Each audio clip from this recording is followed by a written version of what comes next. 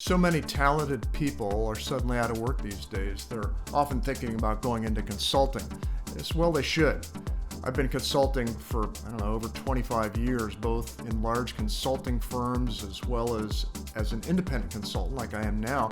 It's been exciting and rewarding. I've traveled around the world. I've worked with some of the greatest and most well-known executives and brands and helped deliver a bunch of really cool world-changing products. There's a ton of information out there about how to become a consultant. Most of it's pretty good, frankly.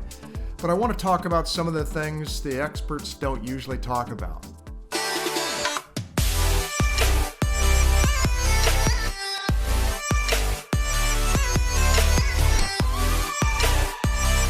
Number one, before you get into consulting, you have to decide what kind of consultant you want to be. There are basically two types of consultants out there. The general management consultants who work at one of the big boys like Ernst & Young, Accenture, PwC, or McKinsey. If you're just getting out of college, management consulting at one of the big boys is a great way to start. That's how I started, and you will learn a ton about business, working with executives, how to work hundreds of hours a week straight without a blink of sleep. But the second type are independent consultants, usually solo specialists who work for themselves and maybe even at their own pace, though that's not always possible either. As I say, when you work for yourself, your boss is almost always an asshole. The best thing about solo consulting is you can consult just about anything from landscape architecture to kitchen design to DevOps to, shoe design. I recently met a consultant who specializes in women's high heel shoe design. No loafers, no running shoes. She just consults at shoe companies that manufacture high heels. And she lives in a penthouse in Manhattan. Whatever you want to be, a management consultant or an independent, you need to know two things. What are you interested in and how that intersects with people who can write checks. You can do just about whatever interests you. Perhaps that's 18th century poetry, but while there may be a call for educators in this area, there's probably not much call for 18th century poetry consultants.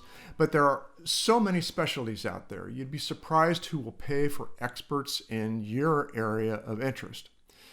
My recommendation is to start broad. If you love and know a lot about orchids, for example, start a little broader, looking into flowers or even landscape design, and figure out where the money-making opportunities are.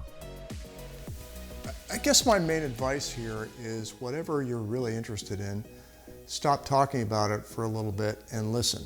Listen for what might be bugging the folks who are writing the checks. What are they paying someone else to do for them that's related to what you're interested in?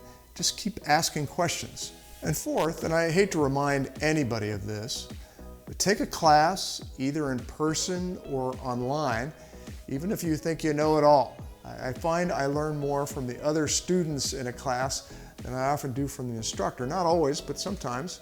Not only about what's going on at their companies, but what skills I can offer them or their companies that maybe other consultants can't. Sometimes it's just that they don't have the ear of the right executive. They may have the right solutions, the right ideas, the right trainings and processes they want to put in place, but they don't know how to approach the executive with that information. So I can buddy up with them and go chat with them and see if we can get something going. Fifth, actual specific knowledge in your area is only about 50% of the job, and a lot of times less. The rest is knowing how to influence, speak in public, take notes, manage people, and not get flustered under pressure in the presence of high-level executives. It takes practice, but mostly, frankly, acting skills. Here again, there's a ton of books and classes on people management, public speaking, that type of thing, but the two old standbys I always go to is Dale Carnegie and Toastmasters. I know they seem old-fashioned, but the basics they teach are time-tested, and they both get you up in front of a room full of people, get you a little nervous, and you practice. You might think it's too scary to become a consultant, to leave the comfort of a 9-to-5 job, but people have been saying that forever. There's plenty of room for people with energy, interest, people skills, and a simple framework they learned somewhere for getting shit done. I hope this is helpful. I'll put the links below for folks I've looked to in the past to help me with my career, as well as some of the classes I've mentioned. Good luck to you all. Thanks. Bye.